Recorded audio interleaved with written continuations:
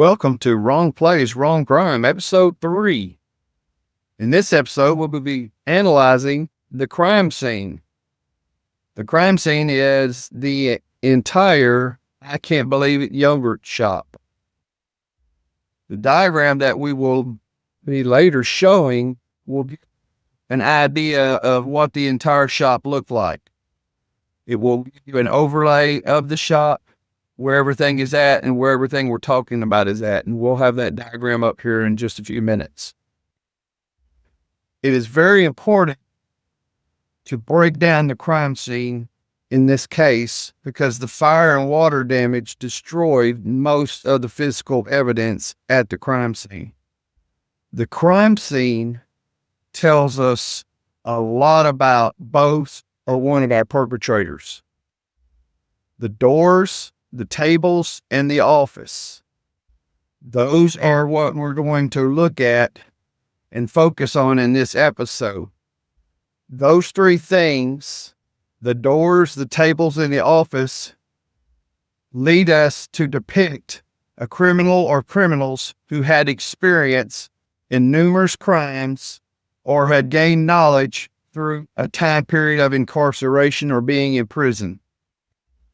Our perpetrators understand how any little bit of evidence could get them caught.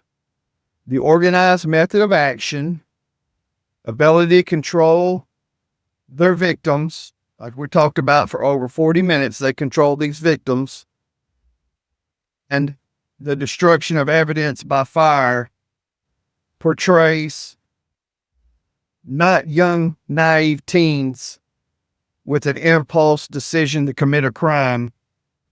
We have to understand every second that these criminals stayed in the back of that store for that 40 minutes was an opportunity for someone to realize that something was wrong inside that yogurt shop. A parent to show up, a manager to come through, someone to see that the lights were still on after 11, after they were supposed to be closed. So every second that they stayed in that store was an opportunity for them to get caught. These criminals took 40 minutes and they did not seem to panic. That all points to someone or criminals who had committed probably violent crimes in their past. Now we know that the front doors were locked by Jennifer at 10:47. We know from the two witnesses, Mr. Stryker and Miss Sheehan, that they walked out the door and Jennifer closed the door behind them and locked the door and then turned the sign. So we know that she locked the front doors at 10:47. And we also know that the doors were still locked at 11:48 because we know that the two firefighters that first showed up had to pry the door open because it was still locked from the inside. So that tells us that the perpetrators definitely went out the back door. And setting a fire, we probably can consider that that was the last thing they did, was set the fire and then walk out the back door. We know that the back door was open because of Officer Garza, again, the firefighter who went around the back, easily opened the door to discover another body just right inside the door. So we know the back door was open, front door was closed, so we know the perpetrators went out the back door. Now, the second piece of the crime scene that I want to analyze and look at is the tables. And tables that were cleaned and one table that was not cleaned, because that is a significant clue. We know from the testimony of Tim Stryker and Margaret Sheehan, again, that's why they're the most important witnesses we have, because they give us a time range and they also tell us what was happening there at the end of the shift and close to 11 o'clock. Without Tim Stryker and Margaret Sheehan, we probably don't know what all happened in probably the last 30 minutes inside that store before 11 o'clock. So they're very important witnesses. And so Stryker and Sheehan at 10:47, as we've talked about, they decide to leave the yogurt shop. But before they had left, Miss Sheehan had actually sat down next to the booth where they witnessed two large male, two large men that at that time they were wearing military type jackets, were whispering. Again, we talked about it. Miss Sheehan had a very uncomfortable feeling about the two men. They sat actually with their backs to these two men in the booth directly right beside them. Miss Sheehan was actually trying to overhear and kind of listen to what they were talking about. She never really could understand what the men were saying. We know that they sat there for about 5 minutes, from 10:42 to about 10:47. And then that's when Mr. Stryker decided that it would be better for them to leave. That way the girls could clean up the store. They go to the front door, and the two men are still there at the booth. Jennifer lets them out, locks the door behind them. Jennifer then goes back to cleaning. We know Jennifer went back to cleaning because if you look, as we're going to see in the pictures, that Sheehan and Miss Stryker were in was actually cleaned. So Jennifer, at some point in the next couple of minutes, had gone back to that booth and had put a chair up and had actually cleaned where Miss Stryker and Mr. Sheehan had been in that booth. So we know that they did some more cleaning after they closed the store or after they left. There is a very famous picture, and we know that they did not complete finishing cleaning, and Jennifer did not finish all the tables because there was a picture left in the evidence. It's one of the few things the perpetrators didn't cover up. This tells us the two men never left the store. That's the key part of this in the tables. We know the two men never left the store because the front door was still locked. And the table, the main thing is the table was not clean. And you'll see that in the picture that's there on the screen.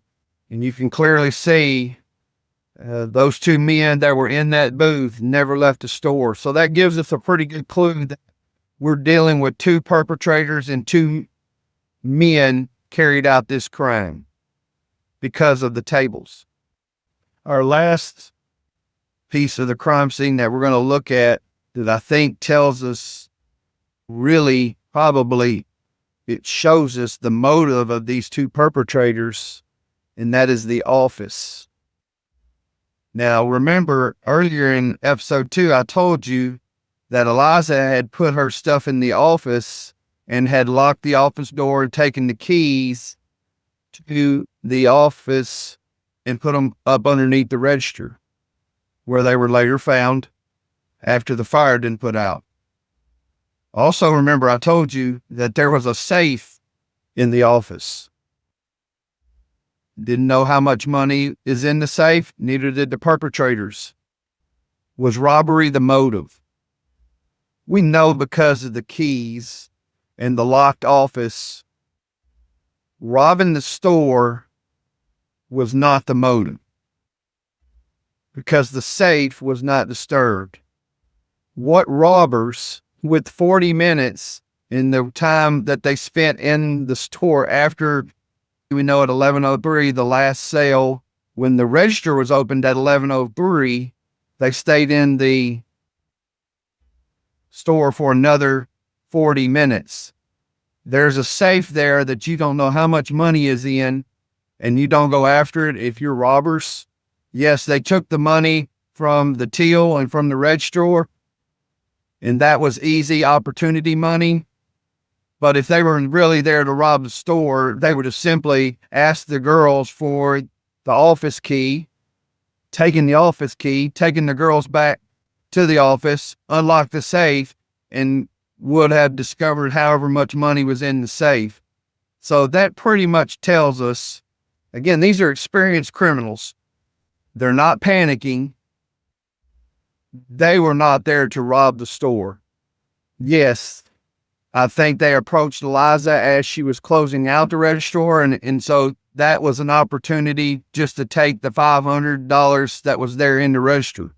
But if you were truly there to rob the store, you're going to take that key, go back to the office, and find out what's in that safe. Because there could have been thousands of more dollars. The robbers didn't know that, or the criminals didn't know that. That leads us to the motive and the two reasons those men were there that night. And that was obviously for some type of sexual component. They were not there to rob the store. They were there, unfortunately, to do something very, very bad to these girls that had a sexual component to it. And that's what the office tells us. It gives us the motive behind the crime. So we've seen now the keys told us how the criminals left the store. The tables told us how many criminals were involved in this crime. Pretty much looking back at it, after looking at the witnesses, the two men and where they were located and how the crime started, that's what the tables tell us.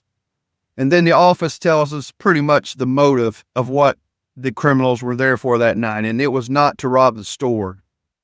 Now, again, we're going to pick up in episode 4 with the 40 minutes from 11:03 to the fire was discovered at 11:48.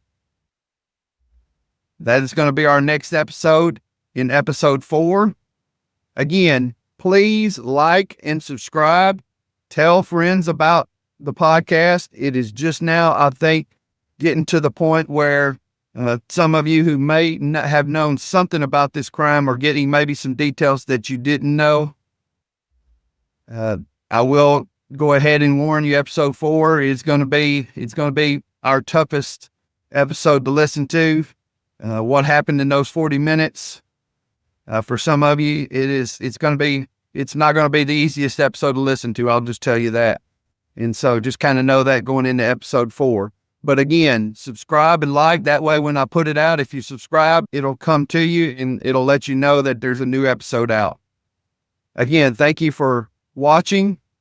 Like and subscribe to Wrong Place, Wrong Crime.